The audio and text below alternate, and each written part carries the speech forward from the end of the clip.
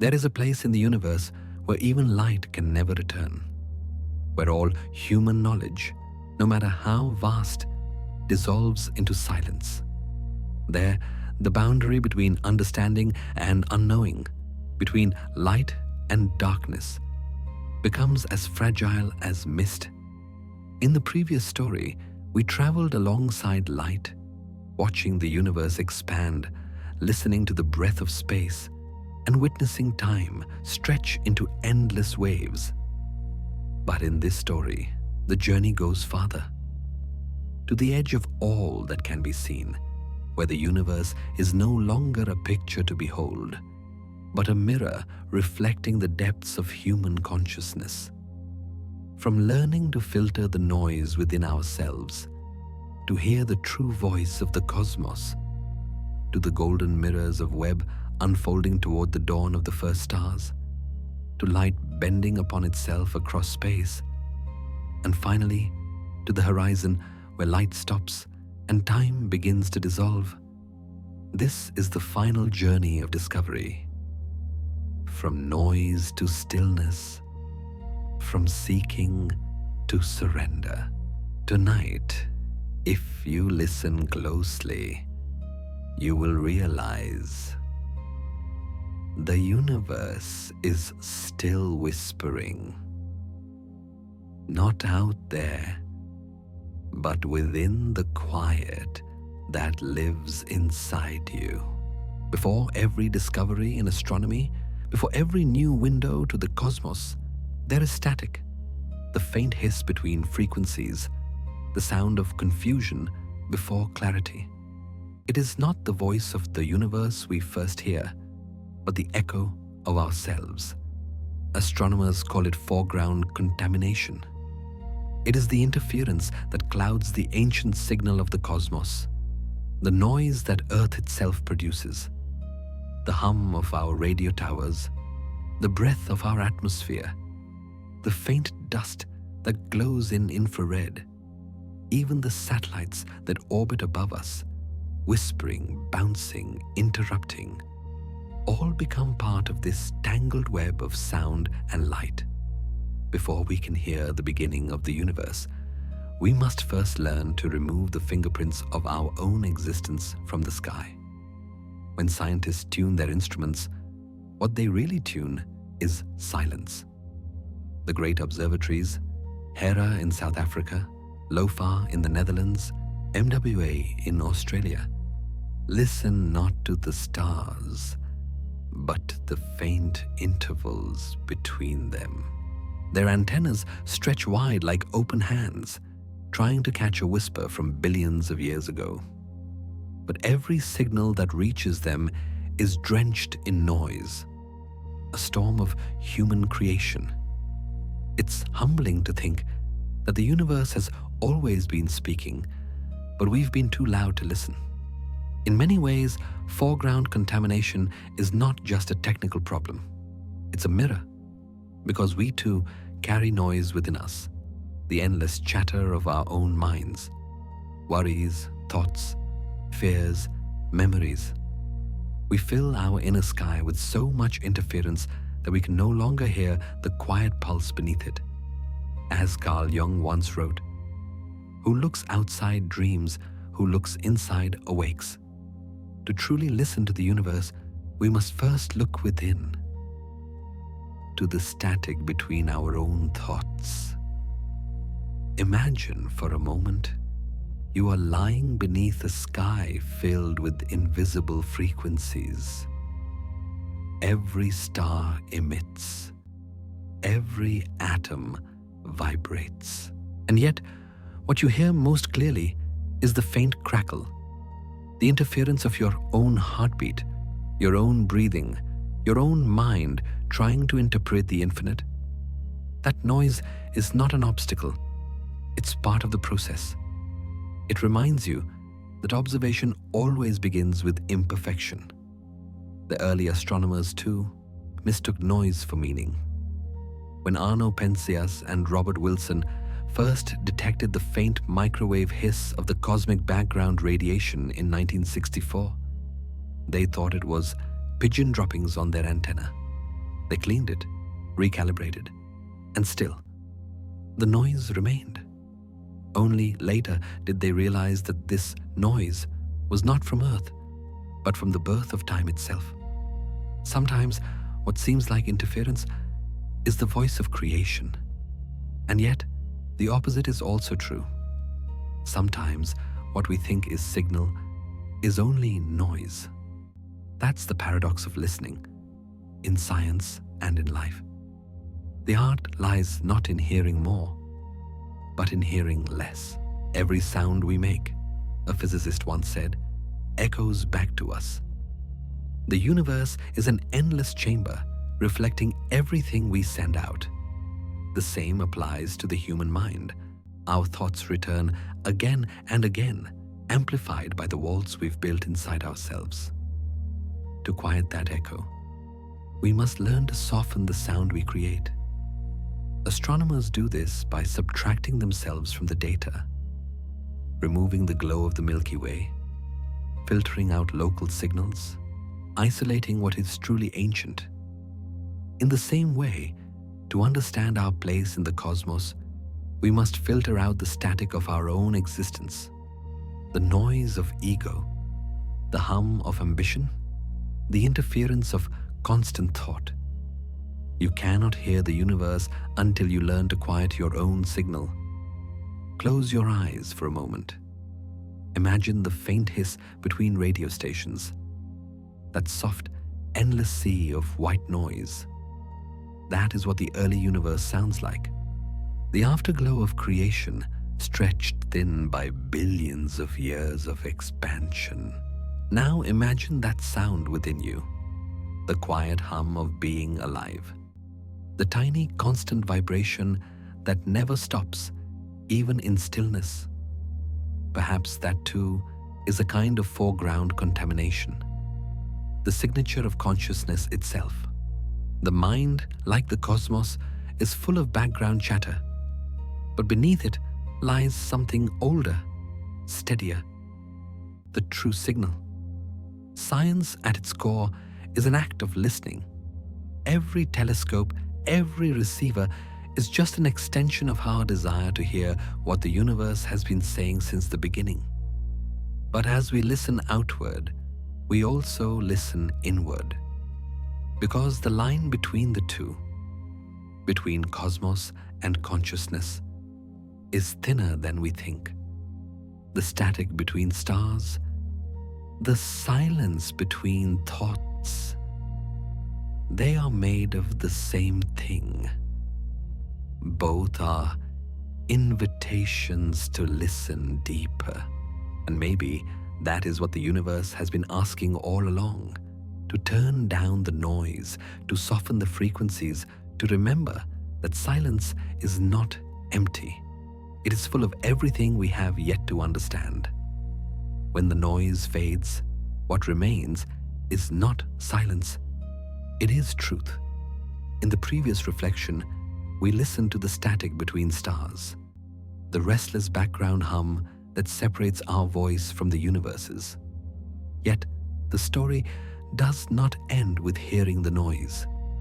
The real act of discovery begins when we learn how to subtract it. Astronomers face this challenge every day. They know that the first signal they receive from space is never pure.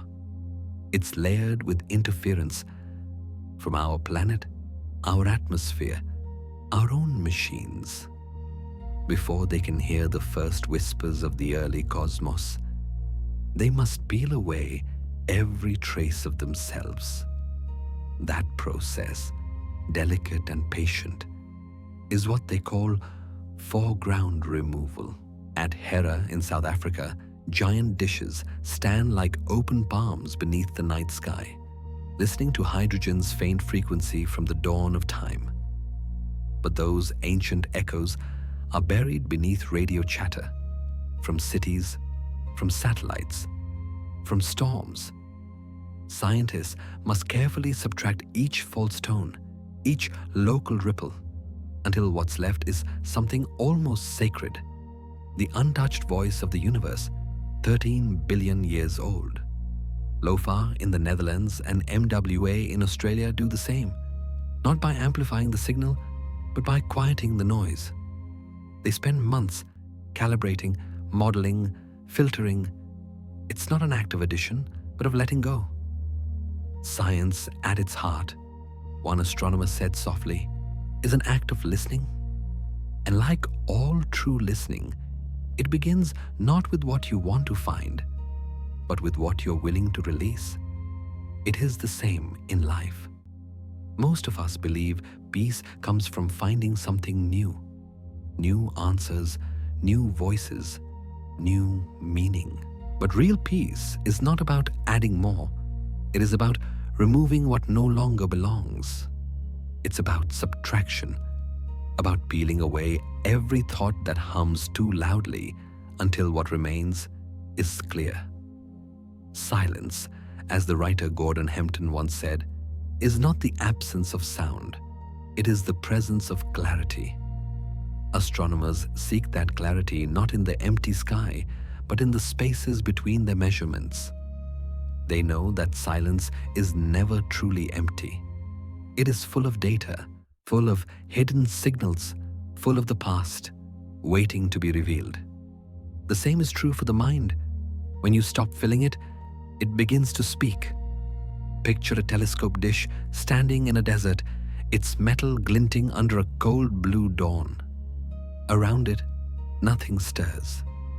Yet the air vibrates with invisible waves, echoes of creation itself. The scientist listening to that dish is not unlike a monk in meditation. Both are trying to hear something ancient beneath the surface of noise. Both understand that what they seek cannot be forced, only allowed. In meditation, you do not silence your thoughts by fighting them. You simply let them pass, like clouds drifting across a night sky. The astronomer does the same. They let the false signals drift away, gently, layer by layer, until the real one appears. Both acts require patience, humility, and faith in the quiet. There is a beauty in that, in knowing that progress sometimes comes not from doing more, but from doing less. Imagine if we treated our inner world the way astronomers treat the sky, not trying to amplify every feeling or thought, but learning to filter, to listen, to let go.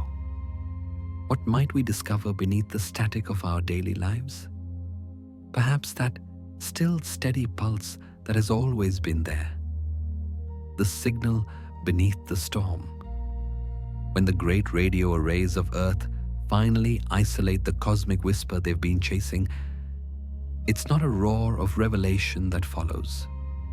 It's a hush. The signal is faint, barely perceptible, and yet it carries the entire story of the universe's beginning.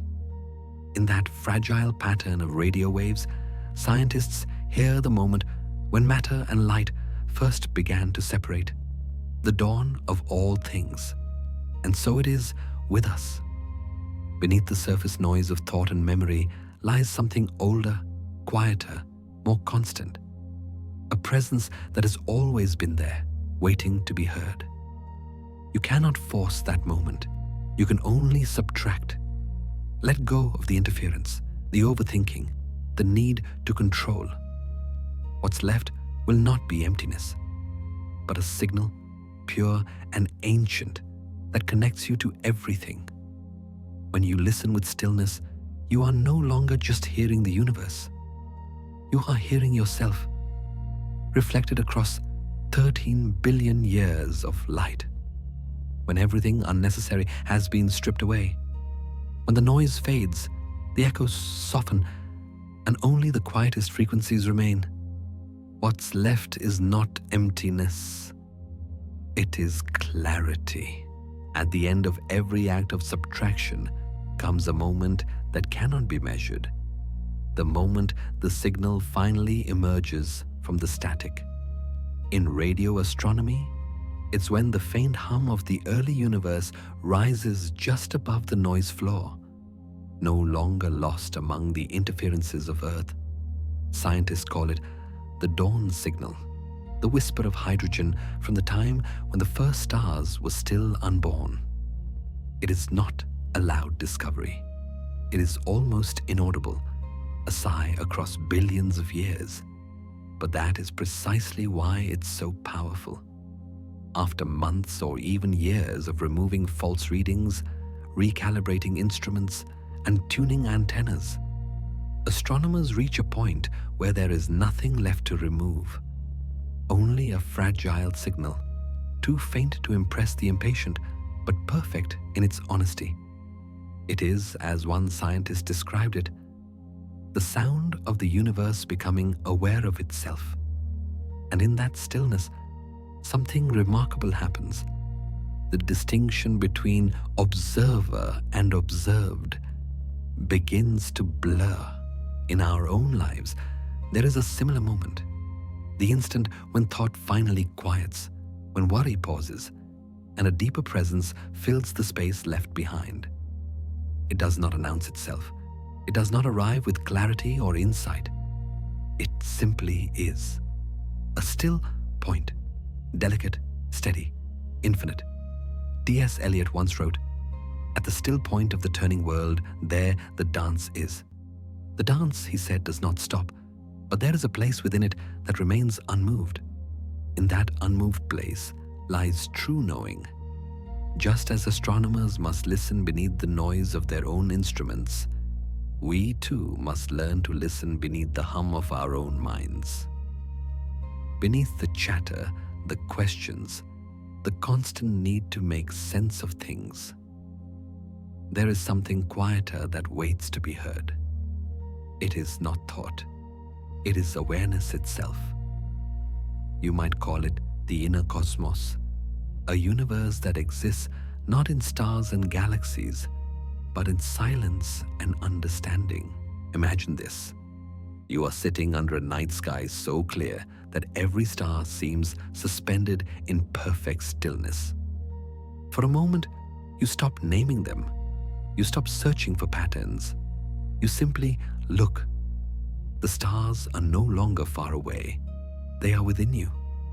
Tiny reflections of the same energy that once burst forth at the beginning of time. You realize that what you are seeing is not the sky, but a mirror. In science, when the noise finally disappears, the cosmos speaks in data, in frequencies, in photons, in patterns of energy. In the human soul, when the noise disappears, it speaks in peace. Both are languages of the same silence. Astronomers often describe the moment they detect a true cosmic signal as a kind of quiet awe. It's not celebration, not triumph, more like reverence. The universe does not shout, it whispers. It speaks in wavelengths so long, so ancient, they seem more like memory than sound. And perhaps that is what awareness is. The universe remembering itself through you. When you sit in silence, when your thoughts grow soft and the static fades, you are doing what the great telescopes do every night, listening across billions of years for something real. And when it comes, it does not arrive with words. It arrives as stillness. You do not hear it. You recognize it because you have known it all along. That quiet signal, the one beneath every heartbeat, every breath, every passing thought, has never stopped speaking. It has only been drowned out by noise. When you finally hear it, the world does not change, but you do. The stars no longer feel far away. They feel familiar, as if they've always been a part of you. As the physicist Max Planck once said, "There is no matter as such. All matter originates and exists only by virtue of a force, and we must assume behind this force the existence of a conscious and intelligent mind. In that mind, both the universe and you are made of the same quiet intelligence, unfolding, expanding, and remembering. And so, As the instruments of humanity listen deeper, peeling back every layer of noise, they are doing what consciousness itself has always done, seeking to remember what it truly is. The moment the noise disappears, both science and spirit arrive at the same place, a still point of knowing. The universe has always been speaking. We were just too loud to listen. When the static of the stars faded, what remained was silence. A silence so vast it seemed to breathe. For a long time, humanity had listened to that silence, waiting. From the first radio antennas scraping the sky to the hum of modern observatories, we had been trying to separate noise from truth. And then, one day, we built something that could see what we had only been able to hear, something that could look into the oldest light and witness the first dawn of creation itself. That something was the James Webb Space Telescope. Suspended in the dark, 1,000,000 miles from Earth, Webb unfolds slowly, like a flower blooming in absolute silence. Its golden mirrors, 18 hexagons glinting like honeycomb, open their arms to the past. Each piece is perfectly aligned, polished to atomic precision, designed to catch the faintest whispers of infrared light traveling for over 13 billion years. Light that began its journey before there were galaxies, before there were stars, before even time, as we know it, had rhythm. It is a strange kind of awakening, like opening your eyes after the longest sleep. NASA called Webb a time machine, but in truth, it is something more poetic than that. It is a mirror that reflects not only the universe, but our own longing to understand it. For all its gold and engineering, Webb is, at its heart, an act of faith. Faith that light remembers, that darkness can reveal, and that we, tiny beings on a small planet, are capable of reaching back across eternity just to see. The first time Webb's mirror faced the cosmos, it did not look at something new. It looked at something ancient. The faint red glow it gathered had traveled through expanding space since the universe's earliest moments, stretched, dimmed, and softened by time. Each photon Webb captured carried the memory of when matter first began to take shape. As one astronomer said, every photon Webb collects is a story 13 billion years in the making. When those first images arrived, glowing galaxies, twisted clusters, the faint halos of light that had never been seen before, the world fell silent again. But this silence was different. It was reverence. Webb had not just shown us distant stars. It had shown us time itself, folding back like a curtain. To see so far is not to discover something new. It is to remember something forgotten. The golden mirror, suspended in its frozen ballet, reminds us that looking outward and looking inward are the same act. Like opening your eyes after the longest sleep. Yes, but also like remembering who you have always been. When you gaze at Webb's images, galaxies colliding like brushstrokes, nebulae glowing like thoughts, you begin to understand that seeing is not passive. It's participation. Each reflection, each beam of light completes a circle that began billions of years ago. Light leaves a star, travels across expanding space, and ends in your eyes. And in that moment, the universe witnesses itself through you. The poet Rainer Maria Rilke once wrote, "The only journey is the one within." Webb's golden mirror is humanity's way of taking that journey outward, so far outward that it loops back inward again. It does not separate us from the cosmos. It reminds us that we have never been apart. When Webb looks at the distant galaxies, it is also looking at the origin of wonder itself. Because long before we built telescopes, we already carried them inside. The quiet desire to see beyond the horizon, to turn mystery into meaning. And every time we lift our gaze to the stars, we awaken that ancient instinct again. What Webb sees now is not just a record of the past, it's a reflection of how deeply we wish to know. Perhaps that's why the mirror is gold, not just to reflect light, but to hold it, to honor it. Gold does not tarnish. It endures, like memory, like time. So when you look at Webb's shining face suspended in darkness, imagine not a machine, but an eye.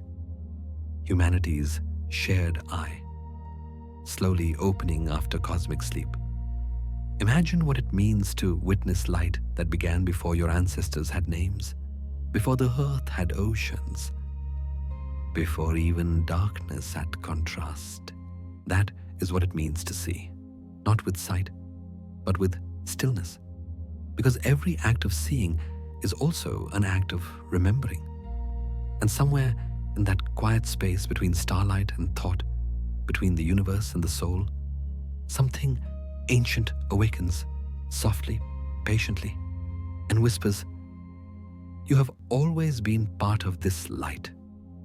Once the golden mirrors of Webb opened to the dark, the universe began to answer, not in words, but in light.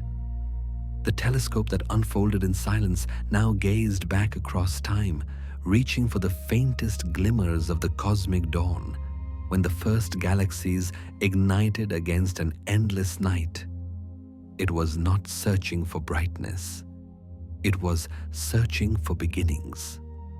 Each photon Webb receives has traveled across an ocean of expanding space, stretched and softened by 13 billion years of time. The light that arrives is ancient, so old that it began its journey when the first stars were still flickering into existence. What Webb captures then is not merely light. It is memory, time made visible. When astronomers speak of this cosmic dawn, they are describing the universe's awakening, the first breath after a long, dark silence. Imagine tiny clusters of gas collapsing under gravity, the first sparks of fusion igniting like candles in a cosmic cathedral. Webb's infrared eyes, so sensitive they can detect the warmth of a single photon, peer through the veils of dust that once hid this era from sight.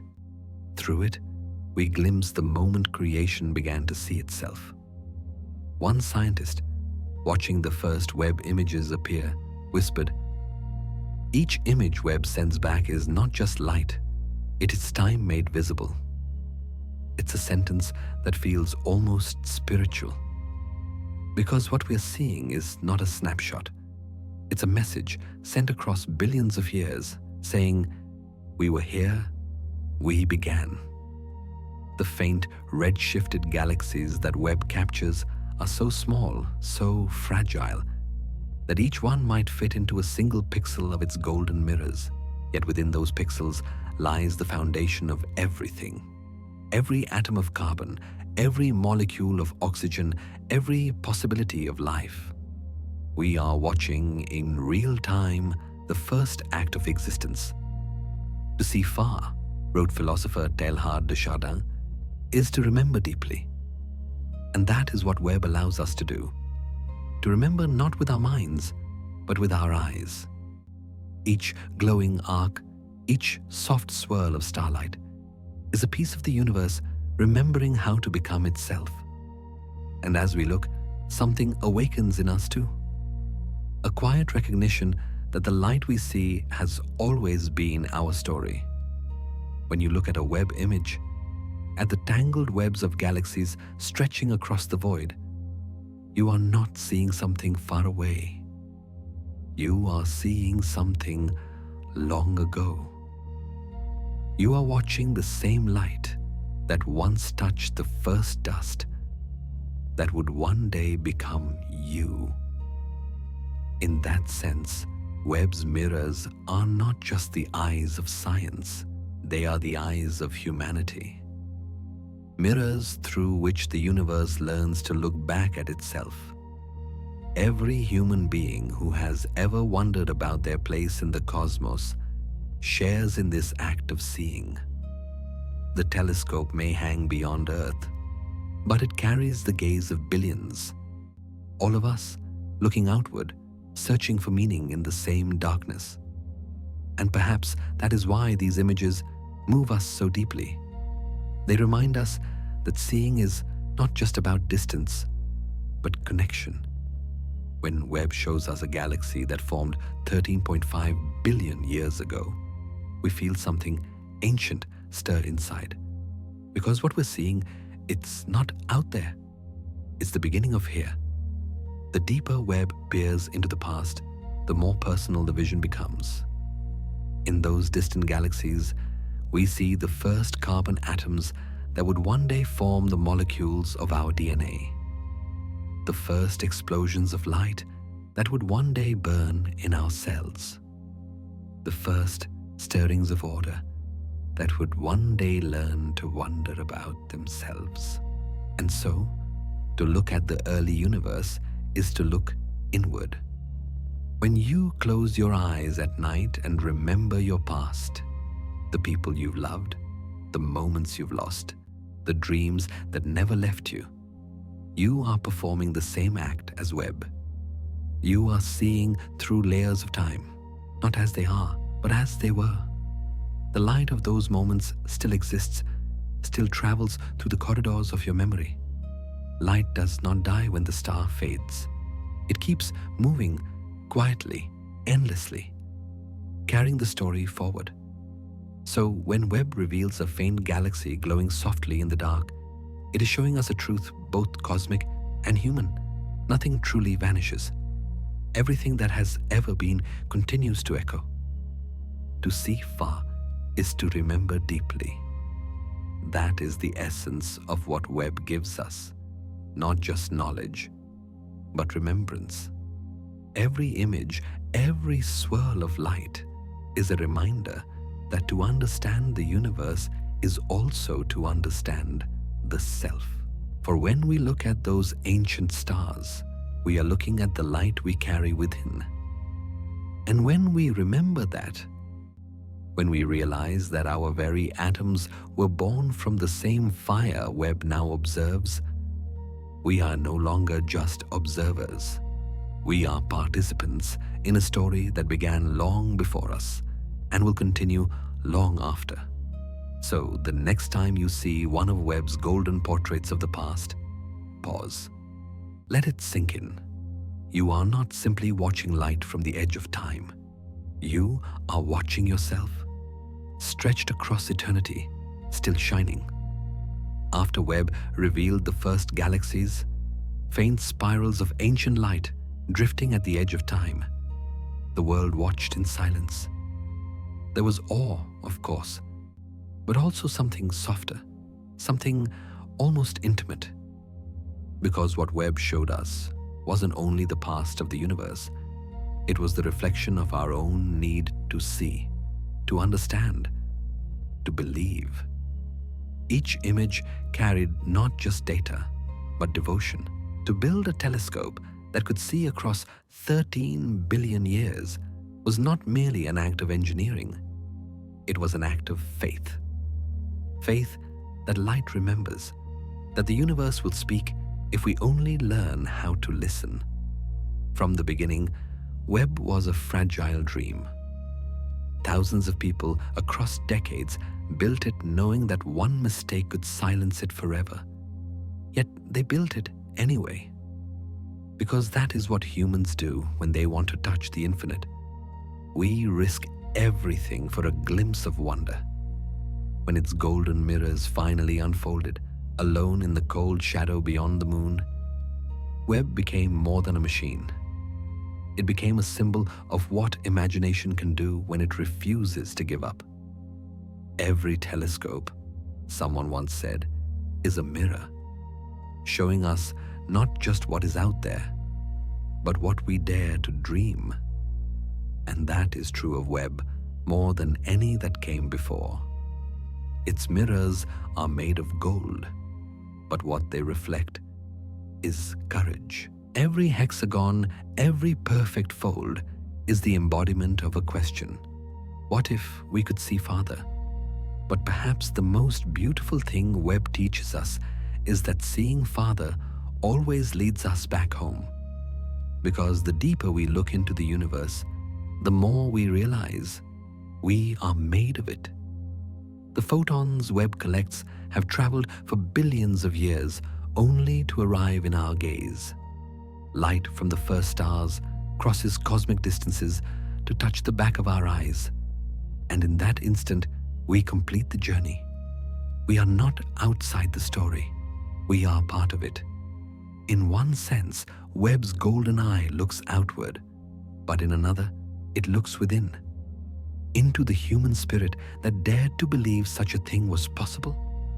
When you stare at its images, what you're really seeing is the reflection of the same creative spark that drives both science and art, the longing to know, to feel, to connect. And isn't that what imagination truly is?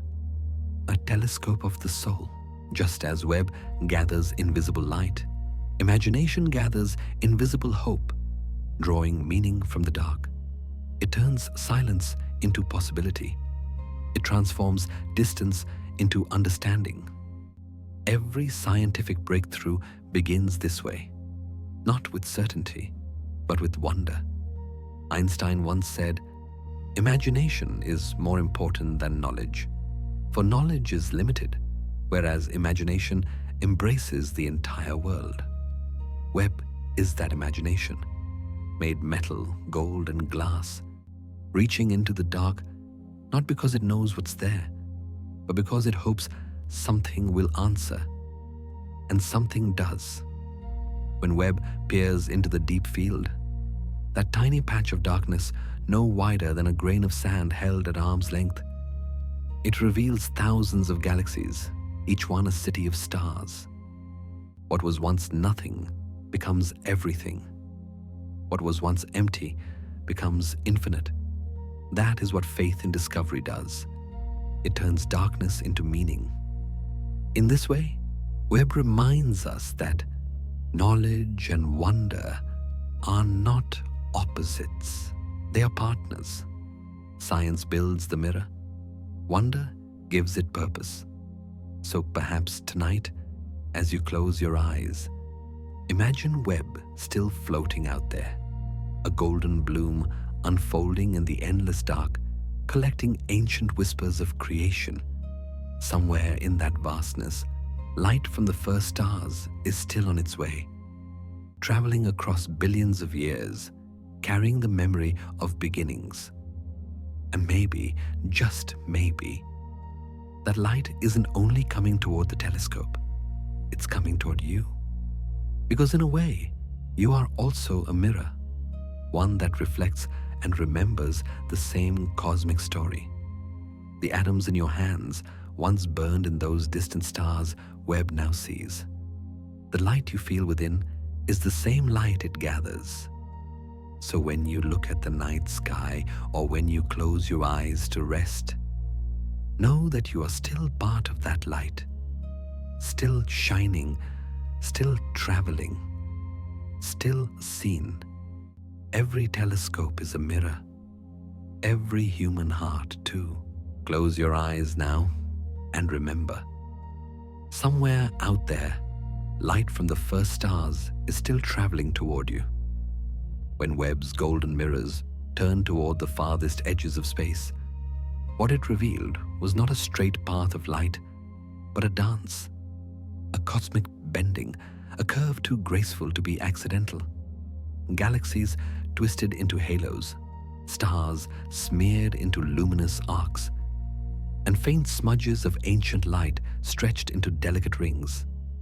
It was as if the universe had placed mirrors within itself, bending its own reflection to gaze back through time. This is gravitational lensing, the phenomenon Einstein predicted more than a century ago. In his theory of general relativity, gravity is not merely a force that pulls. It is a curve in the very fabric of space and time. Matter tells space-time how to curve, Einstein wrote, and space-time tells matter how to move. When light passes near massive objects like clusters of galaxies or black holes, it follows those curves, not because it is weak, but because space itself is alive. From Earth's telescopes, this curvature reveals itself as beauty. Glowing circles called Einstein's rings, where the light from a galaxy billions of years away wraps around another in front of it.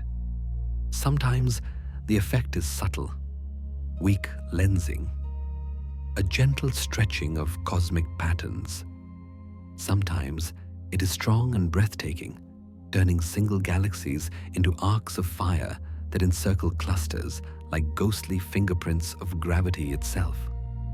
Astronomers once thought space was empty, a vast, silent void where light traveled freely.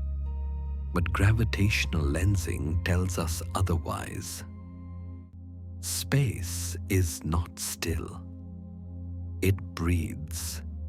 It bends, folds, and shapes the path of light, as if tracing invisible hands across a cosmic canvas.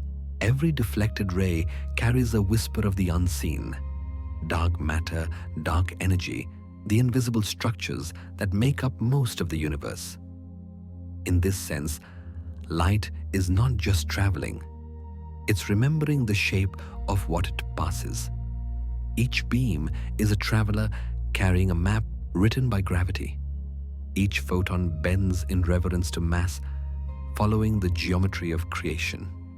You might imagine this bending as distortion, but it is, in truth, revelation. Because by curving light, the universe exposes what cannot otherwise be seen. Hidden galaxies appear behind brighter ones, magnified like secrets surfacing from the depths. What was invisible becomes visible, not because we forced it to be, but because gravity itself lends us its lens. It is a strange irony, the universe helping us to see itself. Perhaps that is what makes gravitational lensing so poetic. It's not only a tool of astronomy, it's an act of self-recognition. The cosmos becomes its own mirror. Light bends not because it is weak, a physicist once said, but because space itself is alive. And maybe that is why these arcs of starlight move us so deeply. They remind us that even the smallest deflection, the gentlest curve, carries within it the shape of everything that exists.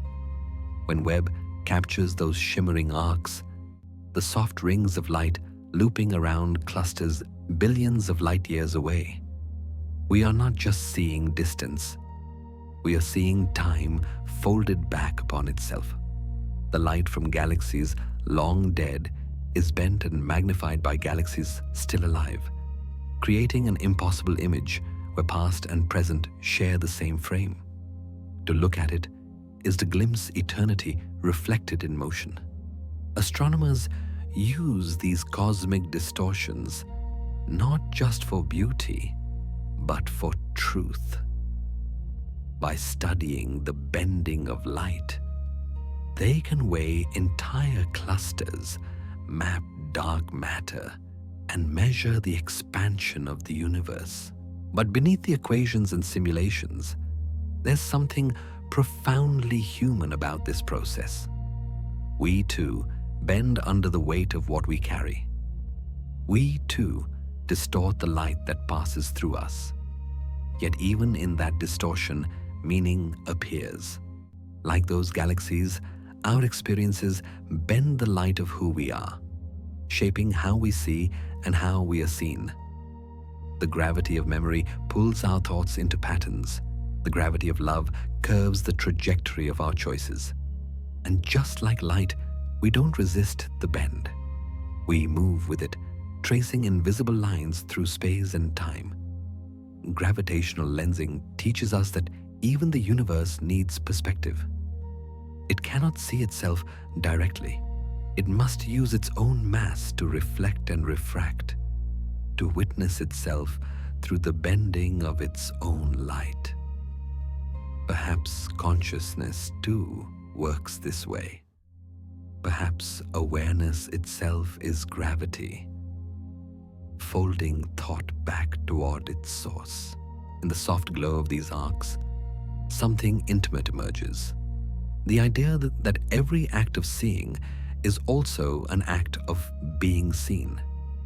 When we gaze into the universe gazes back, not through eyes, but through the very curvature of existence. We are the cosmos made conscious, wrote Carl Sagan, and life is the means by which the universe understands itself. Through gravitational lensing, that metaphor becomes literal. The cosmos, bending its own light, is studying itself through us.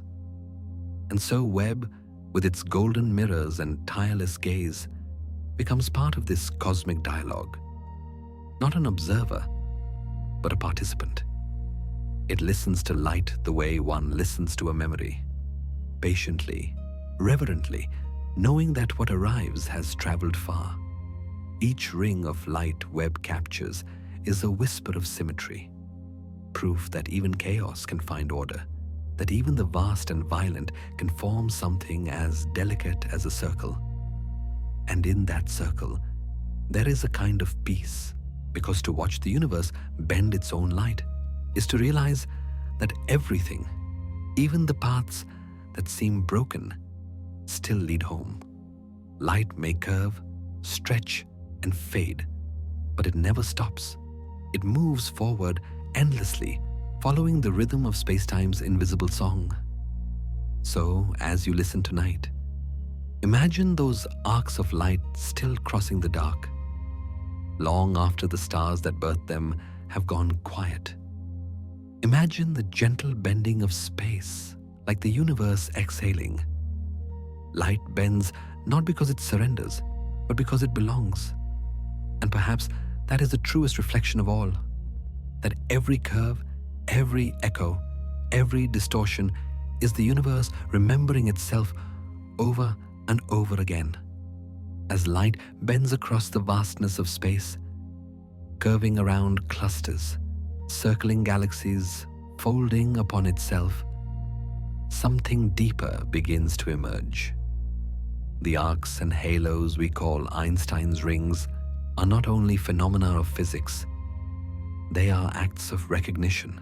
It is as if the universe, through the bending of its own light, has found a way to see itself. When we left the last moment of our journey, light had just learned to curve, following the soft geometry of gravity, tracing the invisible shape of space-time. But now, as we linger within those luminous arcs, a quiet realization unfolds. Every curve of light is also a mirror. Each reflection, each distortion, each echo of a galaxy far beyond our reach is the cosmos observing its own reflection through us. In a way, gravitational lensing is the most poetic proof of what physicist John Wheeler once said. We are part of the universe that has become self-aware. The act of looking up, of studying the sky, is not separate from the cosmos itself. The eyes that watch are built from the very stardust that once shone.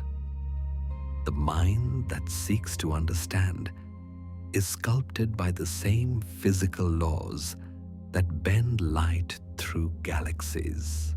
Every lens, every curve of light, one astronomer wrote, is the cosmos seeing its own reflection. The more we observe, the more this truth becomes undeniable. The boundary between observer and observed is an illusion. Each photon Webb collects has traveled through billions of years, through warps of gravity, clouds of dust, and endless dark, only to arrive here, in our instruments, in our eyes, in our consciousness. And when it does, the act of observation completes a circle. The universe has looked back at itself and found awareness. Carl Sagan once said, "We are a way for the cosmos to know itself." That line, so simple yet so infinite, is not just metaphor, it is literal. Through our perception, the universe gains perspective. Through our curiosity, it sees beyond itself. When you gaze at those images, the golden spirals, the ghostly arcs magnified by cosmic gravity, you are not standing apart from the spectacle. You are inside it. The act of seeing makes you part of the lens. The curvature of your own eyes mirrors the curvature of space-time. The neurons that fire in your brain follow the same laws as the stars that spin across the sky. You are the continuation of that same bending of light. The universe, through you, practices the art of awareness. To many, gravitational lensing is a scientific phenomenon, a tool for mapping dark matter, a means of magnification. But to others, it is a kind of meditation. The cosmos pausing to gaze into its own depth. Like a pond reflecting moonlight, space gathers its light, bends it inward, and shows us something both foreign and familiar. Each observation becomes a conversation, a dialogue between the infinite and the intimate. The galaxies whisper, "I am here," and we whisper back, "So am I." This dialogue has no words, only light. It flows silently across time, from the beginning of creation to the present moment, where you sit, listening, breathing, existing. Imagine that for a moment. Somewhere in the deep past, a photon leaves a dying star. It passes by a cluster of galaxies so massive that space-time itself bows. It bends, travels another 10 billion years, and lands gently in the sensor of a telescope orbiting far from Earth. That same photon, having journeyed across epochs, becomes part of an image you now see. You are its destination. When you look at that image, you are witnessing an unbroken thread between your awareness and the universe's origin. You are not just looking outward. You are completing a circuit of perception that began before life itself. Perhaps this is why, when we see those arcs of light, those soft distortions painted across the dark, we feel a sense of stillness, even peace. Because in that image, something familiar looks back at us. Every gravitational lens is a mirror of infinity, and we are within its reflection. This idea carries a kind of quiet grace. The cosmos doesn't merely exist. It participates. It curves. It echoes. It remembers. It holds up mirrors made of gravity and light so that one day consciousness might emerge and understand. In the folds of space, in the curvature of time, in the gold of Webb's mirrors, the universe is not only showing us what is out there, it's teaching us what it means to see. To see, in this sense, is not to collect data. It is to become the thing seen. It is to dissolve the line between subject and object, self and cosmos.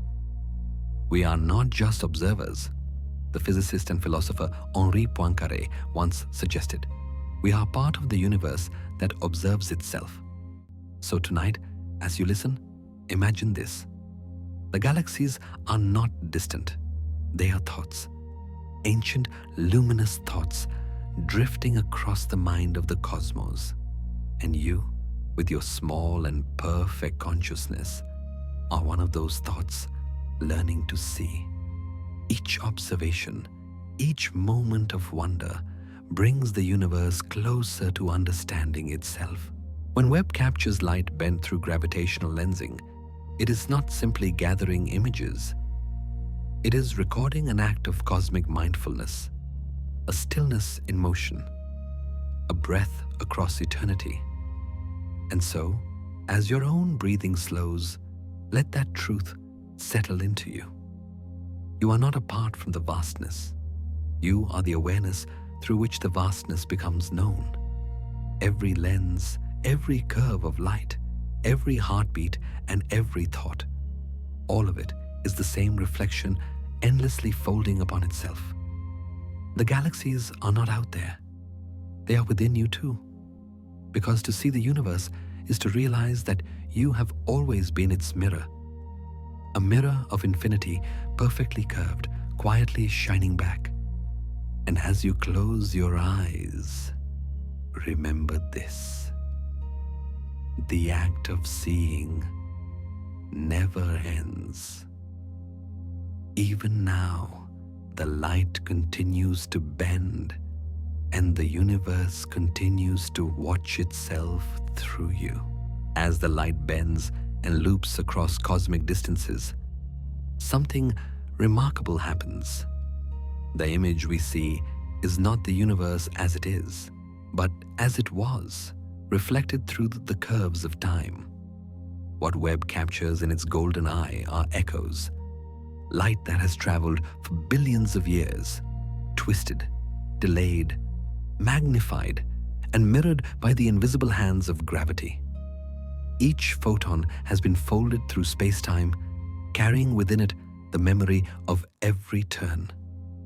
In the last moment of our story, we learn that gravitational lensing is not just a distortion, but a dialogue, the universe watching itself through us.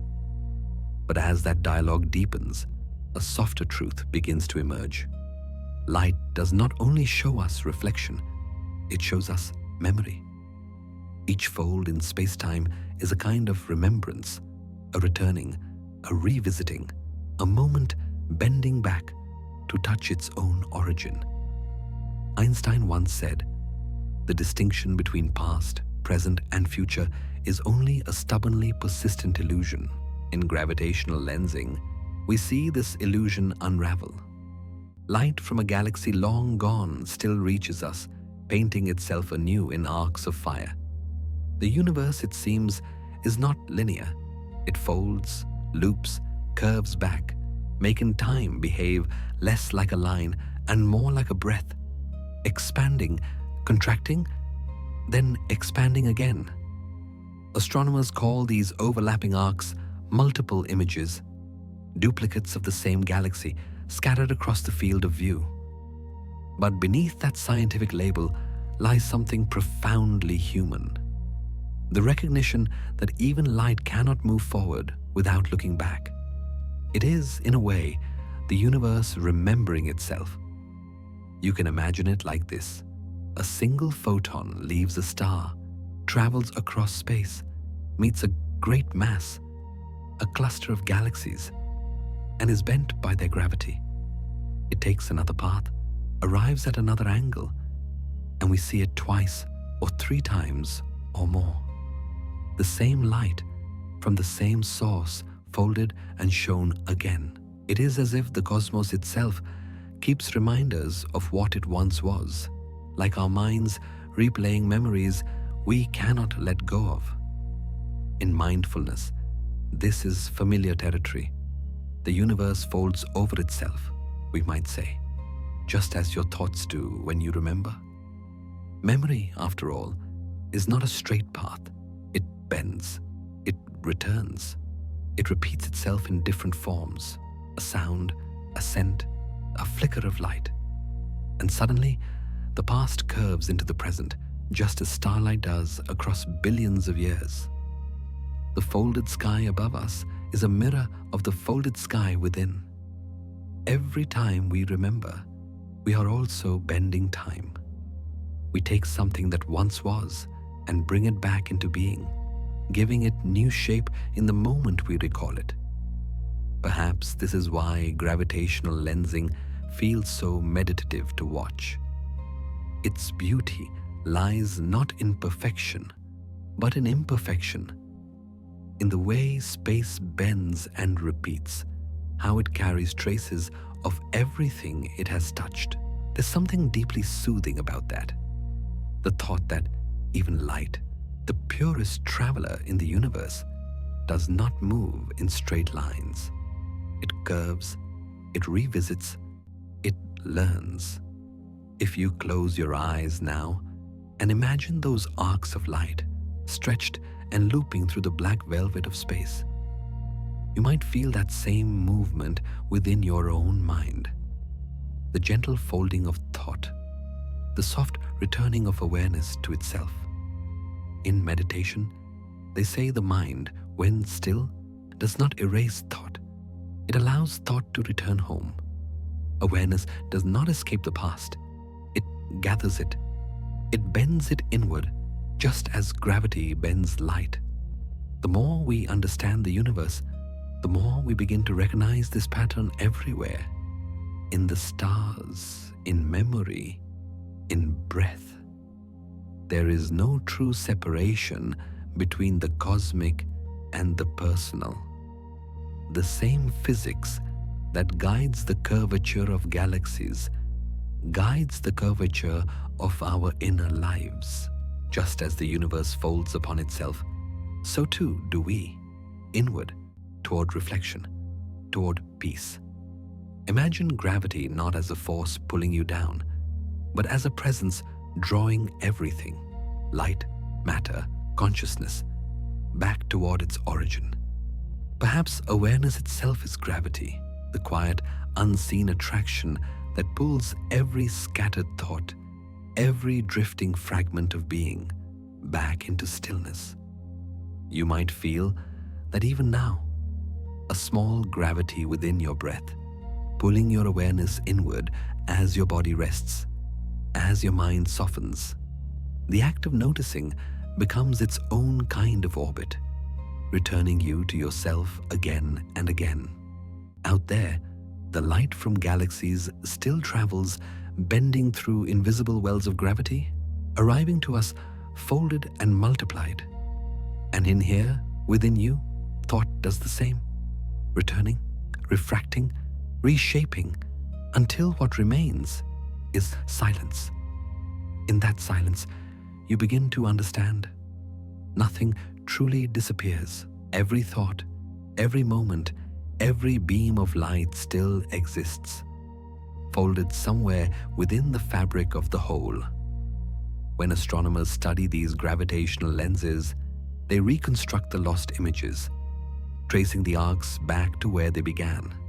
In doing so, they unfold the sky. And in meditation, we do the same. We unfold ourselves. Every curve, every echo, every fold in time leads back to the same truth, that all things, stars, minds, and light, are drawn toward awareness. Maybe that's what the universe has been doing all along, folding, bending, and returning, not to collapse, but to remember. And perhaps, in its endless remembering, it is teaching us the same lesson: to be patient with the bends in our own path, to trust that even when we seem far from home, gravity, awareness, is always pulling us back. So tonight, as the galaxies curve and the light folds, let your thoughts drift. Let them loop and return. You don't need to straighten them. You don't need to reach a destination, because the truth, whispered by every photon and every heartbeat, is simple. There is no edge to the sky, only folds. And every fold brings you closer to yourself. Perhaps awareness itself is gravity, pulling every thought, every moment back toward its source. When light folds, it remembers where it came from. And as it journeys farther through the silent corridors of space-time, it reaches a place where memory itself begins to fade, a place beyond which even light cannot return. This is where our story now drifts, to the edge of what can be known. From the folded sky, where gravity bends the visible into delicate spirals, we move outward, farther than Webb's mirrors can reach, farther than any photon that has ever found its way to us. Here, we begin to meet the boundaries of vision itself. Two horizons that define the limits of the observable universe. The first is the particle horizon, the edge of everything we can possibly see, marked by the oldest light, the afterglow of the Big Bang. It is the farthest distance any photon has traveled to reach us since the birth of time, the faintest whisper from the universe's beginning. The second is more mysterious, the cosmic event horizon. Beyond this, space expands so quickly that light from distant galaxies will never reach us, not now, not ever. They drift away faster than the light they emit can travel back. It is a border drawn not by distance, but by destiny. A line where sight itself dissolves. Beyond that line, as one physicist beautifully put it, even light gives up trying to return. When we look into the night sky, every star, every galaxy is already an echo. We are not seeing the universe as it is, but as it was. Each beam of light a time capsule, each shimmer a ghost. Some galaxies we see tonight, cosmologists remind us, are already gone. There's a soft sadness in that realization, the kind that feels like memory, not loss. What we see is always a little behind what is. The light of a star is its farewell, still traveling toward us long after the star itself has burned away. Einstein once wrote, "For us believing physicists, the distinction between past, present, and future is only a stubbornly persistent illusion." And here, at the edge of the observable universe, that illusion begins to unravel completely. The further out we look, the further back in time we fall. It is as if the universe itself were a vast mirror, showing us its past but never its present. Each photon we catch is ancient, older than every mountain, every ocean, every breath that has ever risen on Earth. And yet, as we reach the cosmic event horizon, even that ancient light begins to thin. There are regions of the universe whose glow will never find us, whose stories will never be told. They are lost, not because they cease to exist, but because space-time itself carries them away faster than light can bridge the gap. This is not a violent separation. It is a gentle letting go, like watching a ship disappear over the horizon, not because it has vanished, but because the ocean is vast. Some astronomers describe this boundary as the edge of time, while others call it the end of sight. But for those who listen more than they measure, it feels like something quieter, a breath drawn in before eternal silence. In the deep future, billions of years from now, these horizons will shift closer. Galaxies that now shine in Webb's golden field will slip beyond visibility. The universe will continue to expand, but our window will shrink like a candle dimming behind an ever-thickening veil. One day, only our local group, the Milky Way and Andromeda, bound in a slow cosmic embrace, will remain visible in the dark. Beyond them, all will fade, but perhaps that fading is not an end. Perhaps it is a kind of peace, a cosmic sleep. When the light fades, it does not die.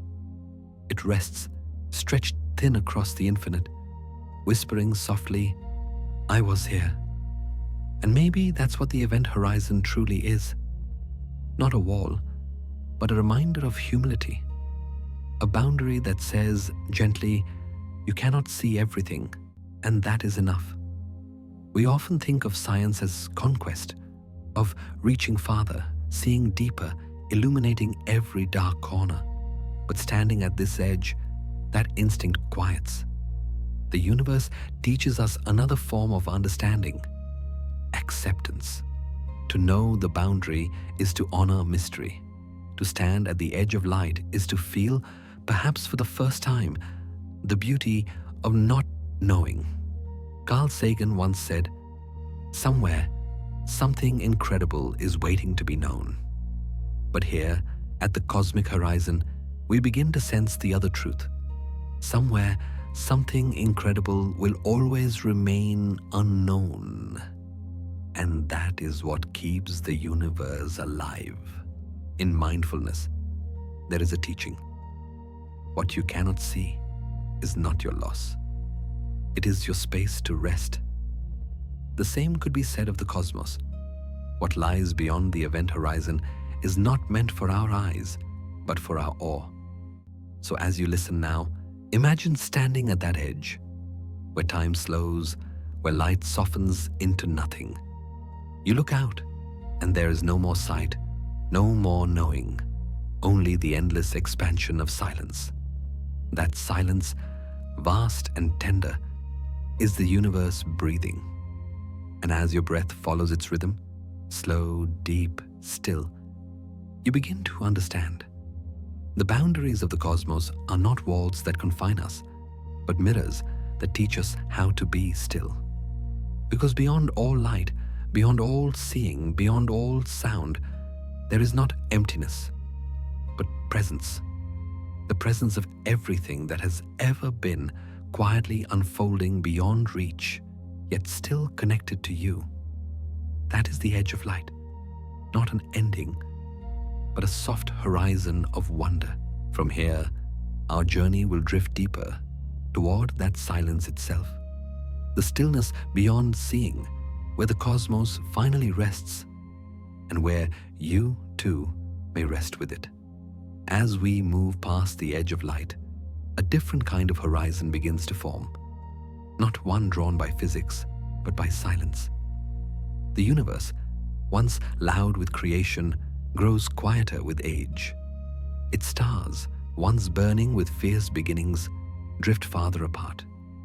The brilliant conversation of galaxies, the long dialogue of light, slowly fades into stillness. From the cosmic event horizon, we now gaze toward the deep future. Astronomers tell us that billions of years from now, expansion will carry the distant galaxies so far away that their light will never reach us again. The sky will no longer sparkle with the countless jewels of distant suns. It will darken, little by little, until only one island remains. The great merger of our Milky Way and Andromeda, forming a single silent home in the infinite sea. An island universe. That's what scientists call it. A lonely archipelago of light surrounded by unending night. Everything beyond it will have slipped beyond the horizon of visibility. There will be no sign that other galaxies ever existed at all. It is not destruction, it is return. A soft retreat into quiet. The astrophysicist Brian Greene once said, "The universe is not simply expanding, it's accelerating, rushing away faster and faster into its own solitude." That solitude, paradoxically, is not absence, it is clarity. Just as in meditation, silence does not mean nothing is there. It means everything has found its place. To see the universe reach that stage, to watch the cosmos grow still, is to understand something profound about knowledge itself. Every discovery, every act of seeing, brings us closer to the edge of what can be known. And the closer we come, the more we realize knowledge is not infinite. It has a horizon too. In the quiet of that realization, a gentle truth emerges. To know everything would be to silence wonder, and without wonder, the universe would fall asleep. That is not a warning, it is a blessing. because it reminds us that mystery is not a flaw in understanding. It is the pulse that keeps understanding alive. When the universe was young, it blazed with questions. Matter formed, scattered, collided. It learned itself through chaos. And we, who are made of that same matter, carry the same hunger to ask, to reach, to know. Yet there is beauty in the places where our questions end. The silence beyond seeing is not a void, but a sanctuary. It is where the noise of certainty dissolves, and we are left only with awe. You can feel this same rhythm within yourself. The more you think, the more you reach for meaning, the more you sense the quiet beneath it all. That soft, unspoken awareness that doesn't need to understand in order to exist. Carl Jung once wrote, "In all chaos there is a cosmos, in all disorder a secret order." The universe, in its infinite unfolding, is teaching us the same lesson. As galaxies fade from view, it's not chaos we see, it's order returning to stillness. Expansion itself is a form of breathing, and even the universe must exhale. Perhaps this is why astronomers who measure the end of light speak so calmly about it. They have learned that endings in the cosmos are rarely tragic. They are transformations, quiet transitions from one state of being to another. In the distant future, when all the galaxies beyond our island have vanished into invisibility, their light stretched thin into wavelengths longer than the mind can imagine, there will still be memory. Not as images or equations, but as presence. A lingering hum of existence woven into the background fabric of space-time. And here, in this far and silent universe, life, if it still exists, will look up at an empty sky and wonder if it was ever full. But perhaps that emptiness is the point. When you sit beneath the stars tonight, you are already witnessing the past. You are seeing ancient light, messages billions of years old, and in doing so, you are part of the same act of remembering. But just as the universe forgets its own light in time, so too must we learn to forget gently in order to rest. The Buddhist teacher Thich Nhat Hanh once wrote, "To let go gives us freedom, and freedom is the only condition for happiness." The universe, in its vast expansion, seems to live by this same truth. To expand is to let go. To fade is to be free. And so, the silence beyond seeing becomes not the death of the universe, but its enlightenment, a state of being where nothing needs to be observed to be real. In this silence, even gravity rests. Even time softens. What remains is awareness. Quiet, vast, eternal. Perhaps that is what we are meant to find at the end of all exploration. Not another discovery, but peace. Not another star, but stillness. Because what if the purpose of seeing was never to know everything, but simply to remember how to look with wonder? And then, eventually, to close our eyes. So as you listen to this fading universe, imagine its last stars glowing faintly, their light stretching, dissolving, whispering their last lullabies across space. The night deepens, but the beauty remains. The galaxies vanish one by one, yet the feeling they left behind, that quiet awe, the gentle sense of belonging to something infinite, still hums softly in the dark. And perhaps, when everything has gone beyond sight, that hum is all that will remain, a timeless resonance of being. We might call it silence. The universe might call it home. Now, as your breath slows and your mind drifts, imagine that same silence unfolding within you. You are, in your own way, an island universe. Small, luminous, surrounded by quiet. And just as the cosmos expands towards stillness, you too are allowed to rest. Beyond seeing, beyond knowing, there is only peace. And that, perhaps, is the truest form of wonder. As the last galaxies fade beyond the reach of sight, silence deepens, not as emptiness, but as a kind of awakening. We have crossed the event horizon of the cosmos, where light itself grows tired and sound dissolves into stillness. Yet even here, something remains, not out there, but within.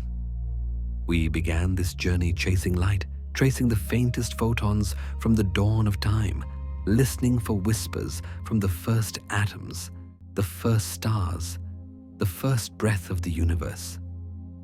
We followed expansion, watched galaxies drift apart, and learned that even space has a rhythm, a pulse of creation and release. But now, at the farthest edge, we find that what truly expands is not the universe itself, but our awareness of it. It is here, in the quiet, that a new horizon appears, not one measured in light years, but in stillness, the inner horizon. Carl Sagan once said, "We are a way for the cosmos to know itself." And perhaps that is what this edge has been leading us toward. The realization that all our telescopes, all our equations, all our distant gazes were never about escaping the human experience, but about returning to it with deeper understanding. Because as the outer universe fades, the inner one begins to glow. Look inward, and you will find the same physics at work. Thoughts expanding like galaxies, memories orbiting one another, emotions curving around the gravity of meaning. Every silence in you is a form of space. Every heartbeat, a small echo of the Big Bang. The philosopher Alan Watts once wrote, "You are the universe experiencing itself." And so, the edge of the observable universe is not really an end. It is a mirror, showing you that the horizon you've been chasing has always been carried within your own consciousness.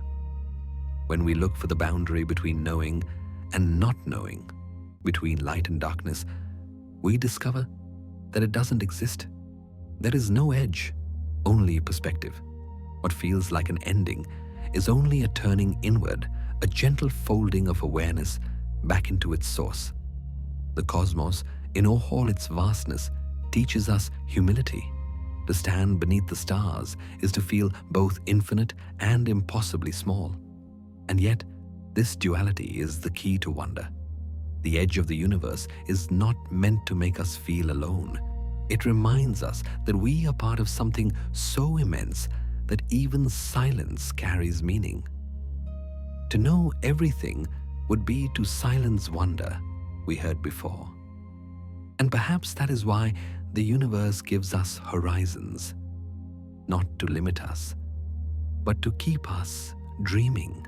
For every end of knowledge opens a new beginning of imagination. In this sense, the inner horizon is where science becomes poetry, where discovery turns into meditation, where facts, figures, and photons dissolve into something wordless, presence. When astronomers stare into the void, waiting for signals older than time, they are not just studying the cosmos, they are participating in its story. They are listening to the same stillness that hums inside you right now. Let that thought soften your breath. Let your body rest into the rhythm of that infinite quiet.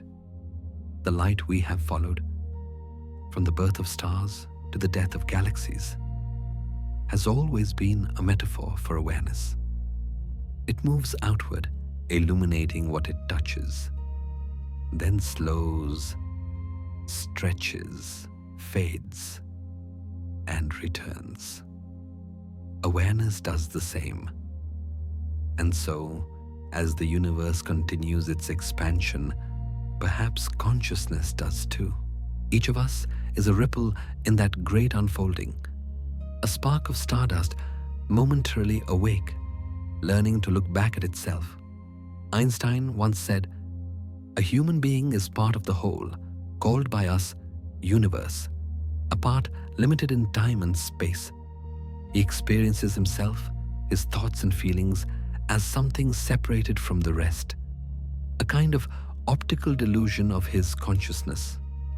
To reach the inner horizon is to wake from that delusion, to remember that you were never separate, that the same atoms forming distant stars form your hands, your breath, your dreams. You are not observing the universe, you are its continuation. And if that feels overwhelming, let it also feel comforting, because it means that even as galaxies vanish beyond sight, you remain connected to them through light, through gravity, through the quiet hum of being itself. Now, the voice of the cosmos fades into the background, softer and softer, until only one truth remains, gentle as a whisper. We have reached the edge of what can be seen, and found that the real universe begins within.